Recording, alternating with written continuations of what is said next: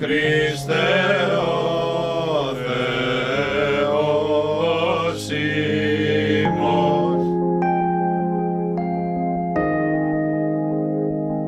Είδε ζήλον μικρόν έχετε και ερηθίαν την καρδία ημών, μη κατακαυχάστε και ψεύδεστε κατά της αληθείας. Όσον Κύριε τον λαό σου, είχας τις ευσεβέσεις κατεναντίον δωρούμενος.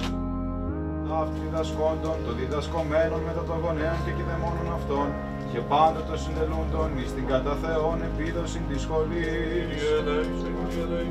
Με πολύ χαρά ανταποκριθήκαμε και φέτος στην πρόσκληση προκειμένου να τελέσουμε τον αγιασμό και να αρχίσει με την ευλογία του Θεού, από Θεού άρχισαστε, να συνεχίσει το έργο αυτό. Γιατί θέλουμε νομίζω όλοι μας να ευχαριστήσουμε τόσο την Πρόεδρο όσο και όλους τους συνεργάτες της για αυτό που κάνουν εδώ τώρα.